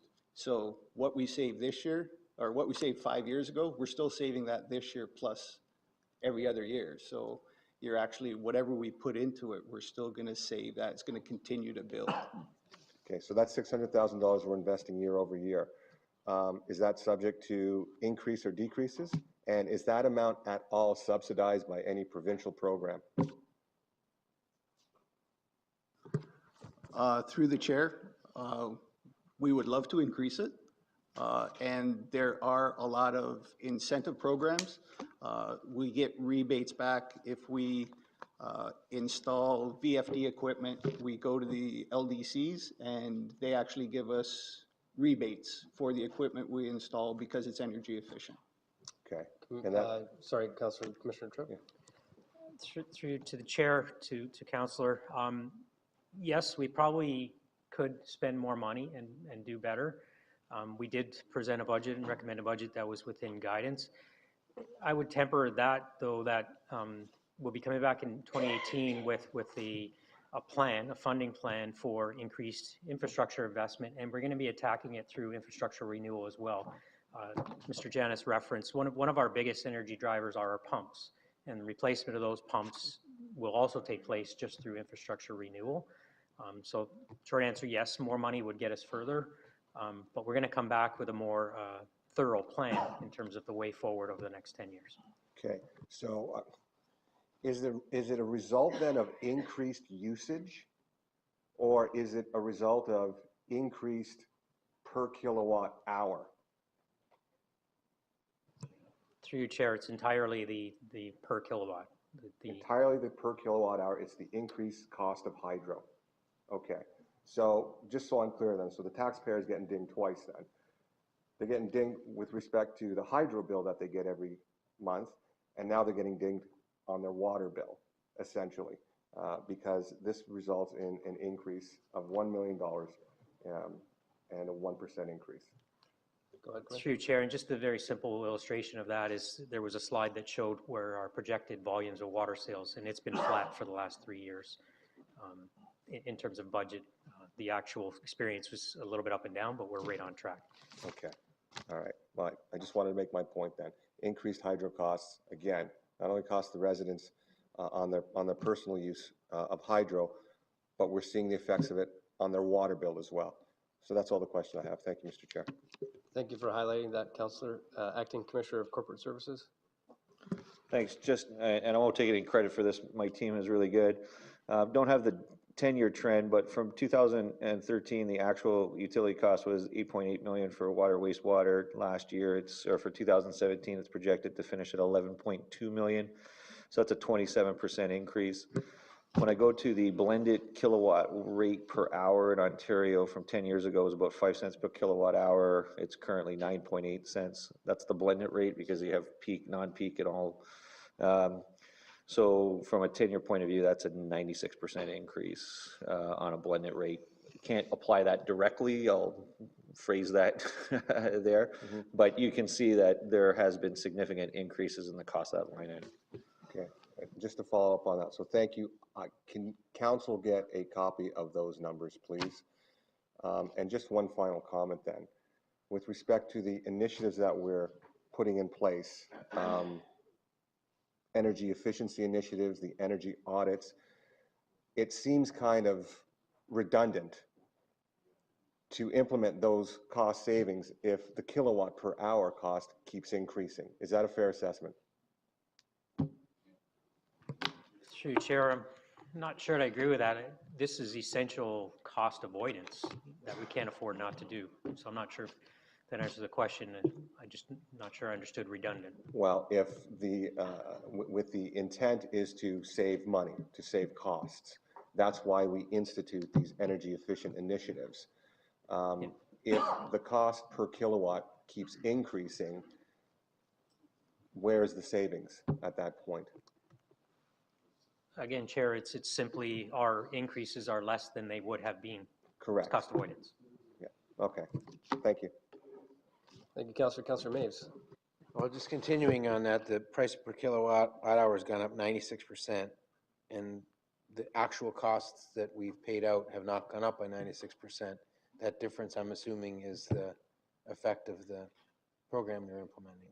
Otherwise, the cost would have gone up 96% because it would be on the same amounts, same amount of Through purchase. Chair, yes, simply put, we're reducing our kilowatts, Right. efforts to do that. Okay, thank you.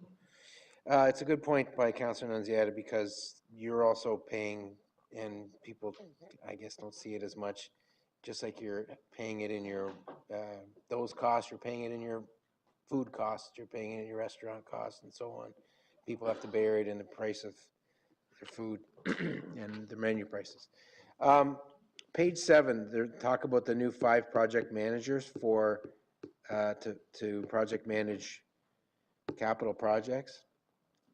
Will we see a corresponding decrease in the cost of using consultants to manage some of these projects? Commissioner. Through you, Chair, I suggest not. There's going to be an increase on both fronts. When you look at the gap between what we ought to be spending over the 10 years and we currently are, we need resource increases on both fronts. Okay. On page 11. Sorry, and just to add to that, Chair, but the relative cost of project management, whether internal or external, will remain the same relative to the magnitude of the capital budget itself. Okay. Okay, page 11. The fixed requisition, is that based on actual increase in flows or a change in the proportion of the flows?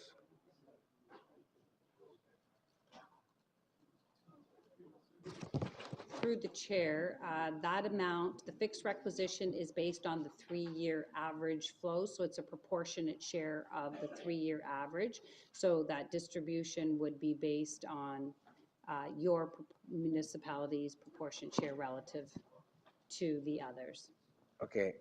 Are we getting any,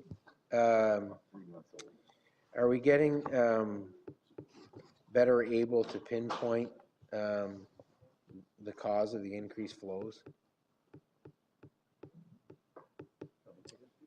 Yeah, well, the flows aren't changing very much. It's the redistribution because we see the flat.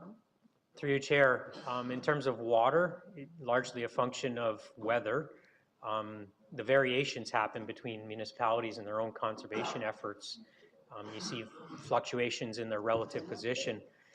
On the wastewater side, which from our requisition point of view is a fixed amount, and almost entirely influenced by weather and the characteristics of the local system, whether they're combined or separate systems. So I understand what the different causes are. I'm wondering if we're getting, along with the municipal partners, better at pinpointing in each area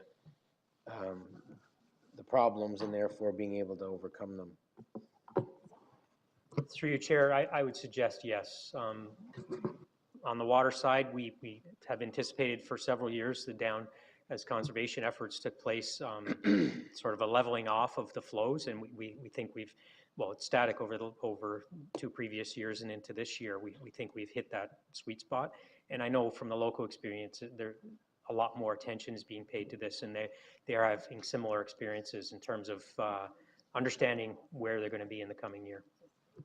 Okay, thank you. And lastly, to the chair, I may have missed this. Are the recommendations been moved?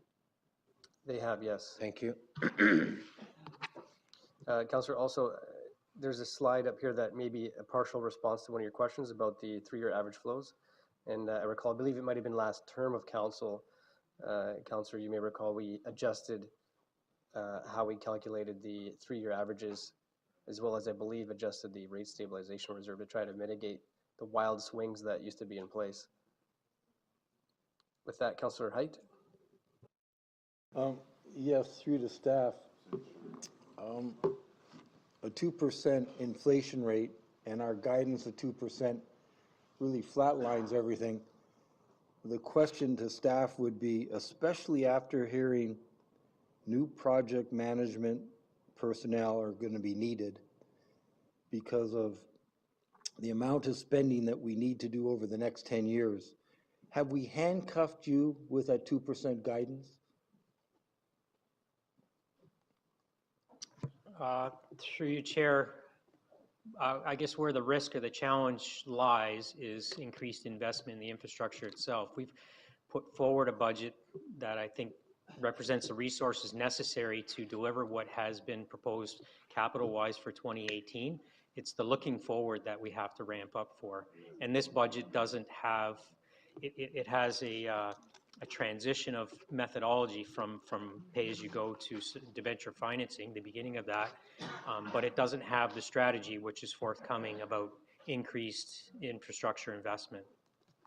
Follow-up through to staff, then you're anticipating some huge increases over the next 10 years that need to be funded somehow, whether it be out of these rates, higher rates, or DC charges. Can I get an answer to that? Or a mixture of everything? Through you, Chair, and this was articulated in the 2 times I did the presentation on the deficit in water, wastewater. I'd suggest it's going to be a combination of things. Very likely there'll be some rate increases, but we have to look at our capital financing strategy, as well as development charges, as well as external party funding. As Council is aware, it was last year that we received provincial and federal funding out of the Clean Water and Wastewater Fund.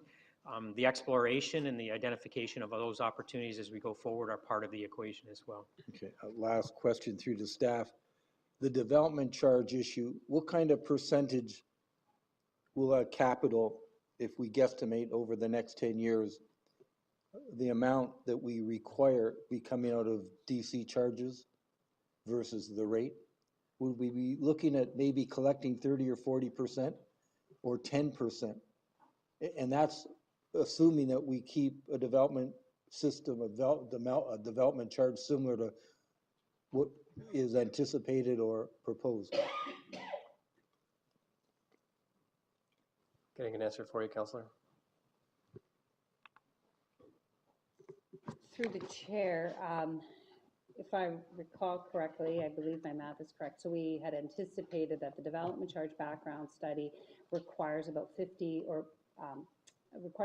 million in DCs annually to support the capital program, and of the development charge rate, 40% of that is attributed to the water and wastewater program. So that would be about $20 million a year that would be collected for the water wastewater program. However, I think we did note in the report, yeah, actually my math is correct. So the growth that was in the proposed 2018 budget utilized 9.67 million of development charges, and the target is that 20.7 million, which is approximately the annual amount that was included in the DC study. So the answer is we're well under the target that we need, and if we don't collect it through development charges, rates are going to go through the roof, possibly when we need to invest in the infrastructure.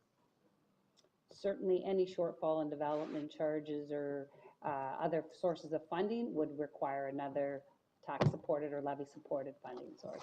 Thank you. That's a fear that I've had regarding development charges, and that's a fear that I've even had with putting a 2% guidance, because if staff have commented that the next 10 years look like we're going to have to spend a lot of money. It's an election year, folks, so therefore let's keep it bare minimum 2%, which is acceptable because of inflation. But I can recall back years ago when I was sitting with Mayor Rigby in St. Catharines, and they pushed through a 0% increase one year, and obviously the next year, guess what? Rates went right through the roof because you can't nickel and dime the system, you have to invest all the time, and 2% isn't enough, as we're hearing, because the next 10 years don't look good.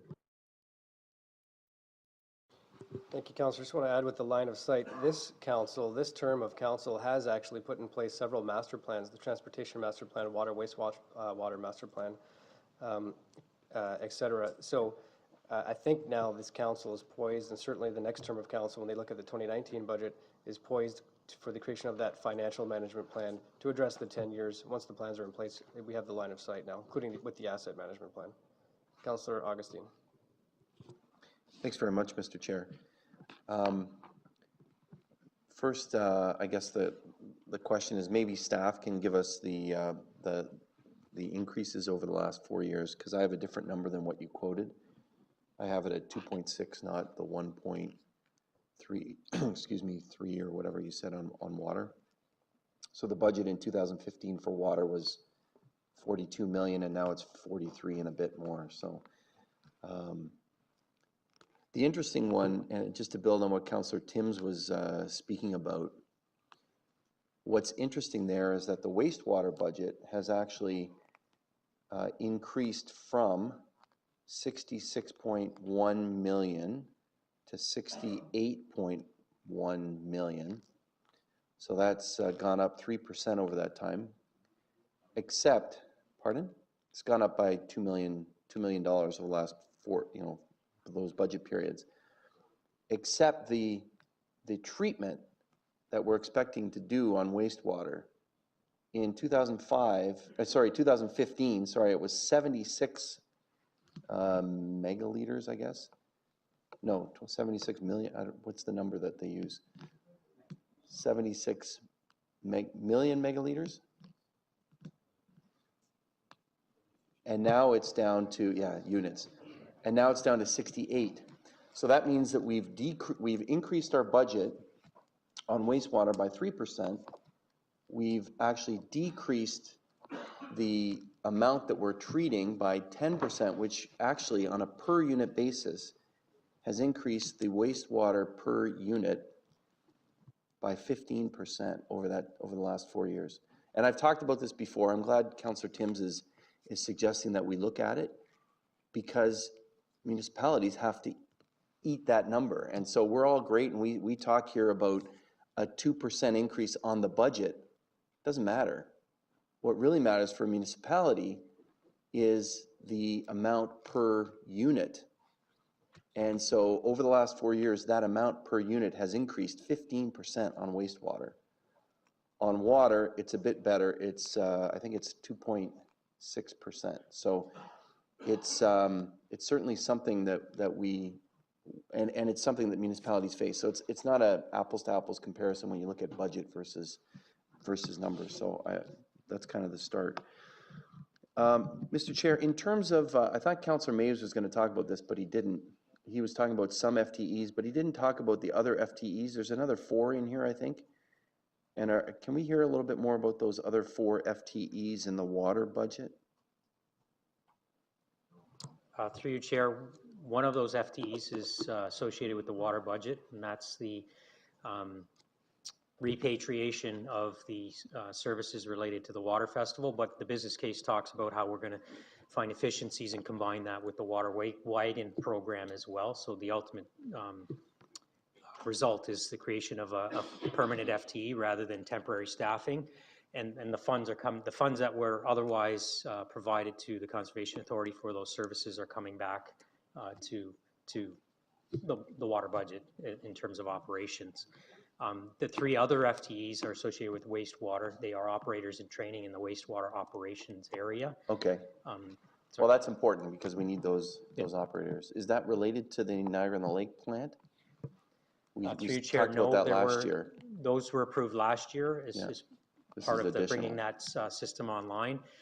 This has to do with our overall operations, succession planning, as well as area coverage across all of our facilities.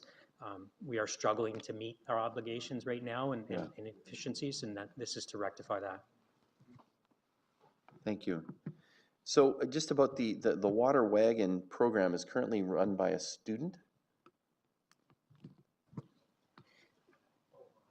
Through you, Chair, coordinated by a student, managed through the operations staff, correct? And we're going to change that. We're going to put a non-union person in on that. Is that correct? Coordination of that as well as the Water Festival program combined, yes. Okay, it just seems to me that, that if a student's been doing it the last bunch of years, why not leave it with the student? Why give it to It's more than just that. the wagon?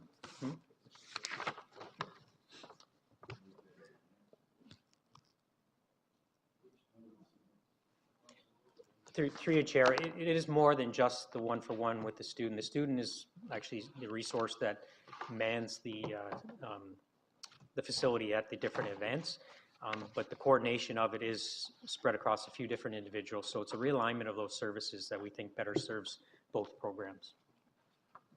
Okay, thanks. Councillor Tim says it's page 21, so I didn't get a chance to look at that. It was just put here on the... So there is a business case for the Water Festival.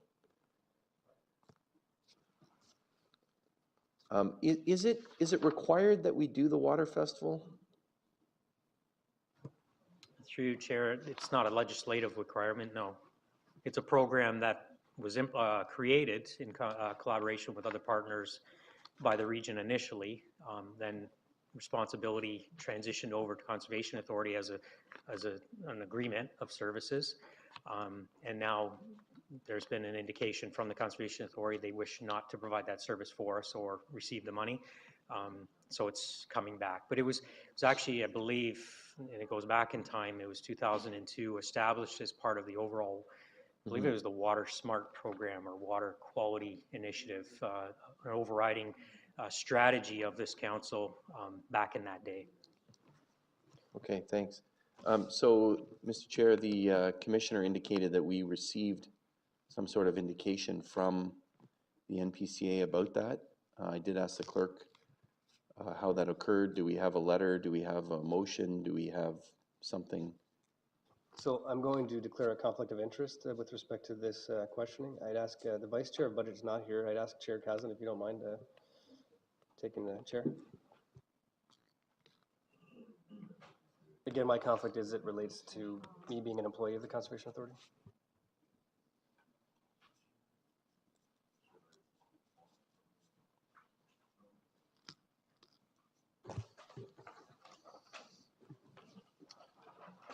Wish to respond? Through the chair, it was through a direction from the NPCA, I guess as far as I know, the Budget Steering Committee of the NPCA directed staff to discuss with the region services that were outside of the NPCA mandate. And it included specifically 4 areas of service delivery, which are the 2 that you're seeing here today, as well. There's 2 that are included in the levy budget presentation that you'll see in a few weeks, and that was the planning services as well as tree and forest bylaw enforcement.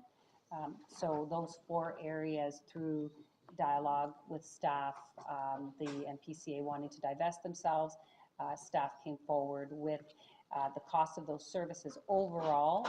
These were services that the water wastewater component were specifically funded in the wastewater budget through a transfer to reserve, which was used to mitigate the NPCA levy. So essentially it's relatively cost neutral, but for the $30,000 increase for the additional staff person to fund the full-time costs associated with the staff person. Okay. So about 4 weeks, I'm not going to belittle the point, Mr. Chair, but just about 4 weeks ago, when we were talking about the memorandum of understanding, I asked, can we have that in writing to see what was asked for? So I asked that again. Can we, before this goes to council, can we have that, please, that communication? When was it approved by their board, et cetera? So, but we are saying that it is a worthwhile program, that we need to continue the program. Like to respond? Through you, Chair, as I said, it was not legislatively required, but I'd suggest that it is very worthwhile in terms of education, outreach, and specifically with our youth. Okay. Okay, thank you. Councillor Redekop? Oh, no, sorry, I still have Said thank you.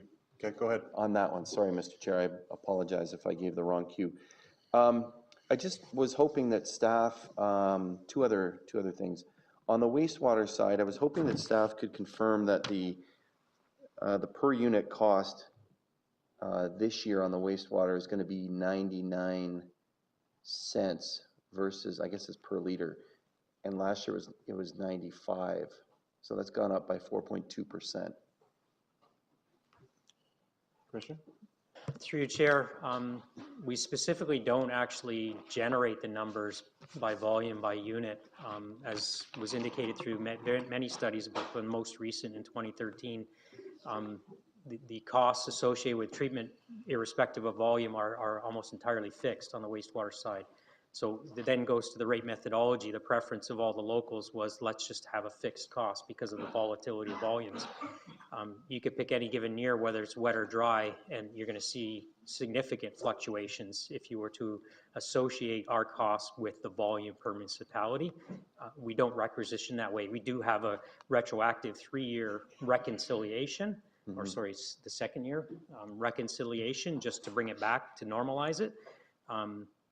But we don't requisition the municipalities in a given year by volume. Right, thank you. But I'd submit to colleagues that it's an important factor when you think that it's gone from 86 cents to 99 cents. And so I know that it's fixed cost, but it's also, and it's a chunky service in the sense of there's certain things that, you know, to decrease it, you have to do it in chunks. But maybe that's something that we need to look at, I think, for the future, Mr. Chair. You know, at what point can we take a chunk off of the service and do something? So, you know, I encourage, I'm not asking for a comment right now, but are there ways in which we might be able to do that? The final one was something I asked at audit, Mr. Chair, and that was about the maintenance and the centralized maintenance. And I can either raise it here or at Public Works. Where are we with that, centralizing maintenance? I thought we were centralized for a long time. There are certain costs associated with that. Have we uncentralized or decentralized? Through Chair, and this came about, I believe, in the capital budget discussion as well. There will be a report early in 2018 that'll give an update on that. So to answer the question, we're a hybrid. We've partially decentralized through an amount of work that was considerable amount of work that was undertaken in terms of looking at what efficiencies had or hadn't been realized from the centralization operation, and then we moved into a hybrid model.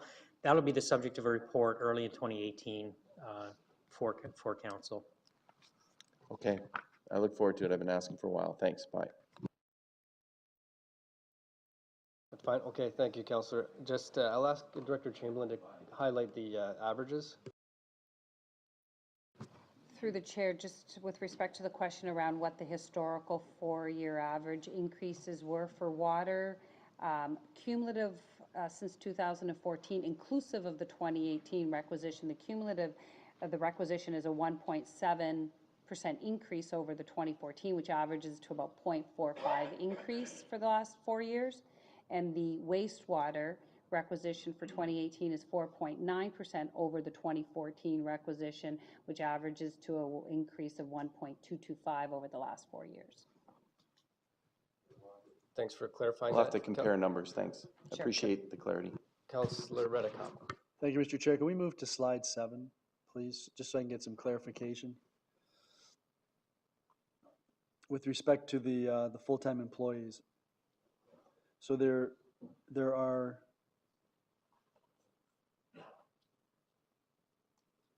a total of 9 new permanent full-time employees, but a reduction of 1.5 temporary. And what's a temporary full-time employee? Through you, Chair, the net reduction of 1.5. Council previously approved 2 temporary project managers associated with the CWWF funding. Our recommendation is to go to permanent don't know if you can speak further on the reconciliation.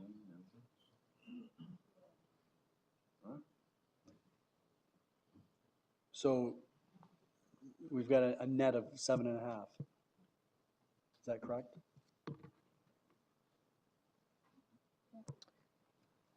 Correct. And aside from the one that's related to the Conservation Authority water program, are there any others that are related to any changes at the Conservation Authority?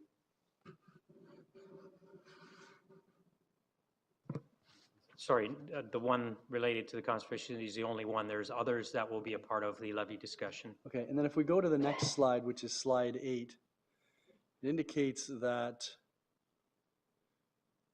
program changes for additional staff complement, 0.3 million, $300,000. Is that what the extra 9, an extra 7.5 full-time employees cost?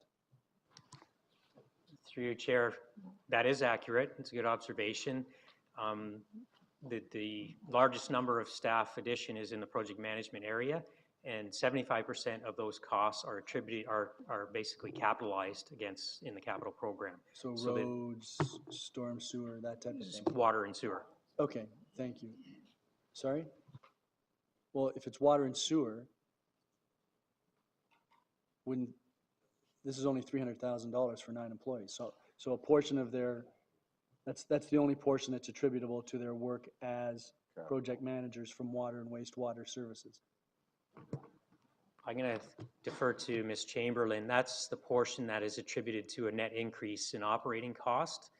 The balance of the wages is part of the capital program, which is the practice with, well, it's the practice in your municipality as well with all of our project management activities. Okay, that's what I understood you to say. So what is the total cost for those 9 full-time employees?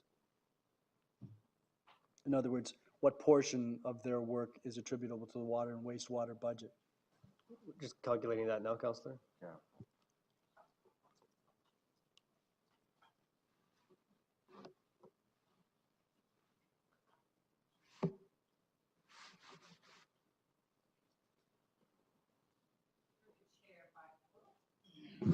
Through the chair, by my estimates, the total cost is about $560,000.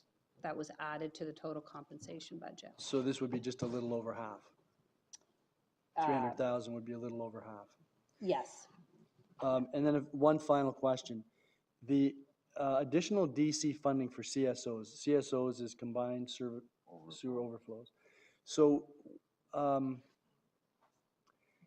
how does the combined sewer overflow relate to a development charge? Through you, Chair, in I guess layman's language, it's the practice of mining capacity from the system, which is an accepted strategy, methodology across Ontario. In fact, in the GTA, it's more popular than building capacity, mining capacity, getting water out of the system to allow for growth. To allow for growth. To accommodate increased growth and flows.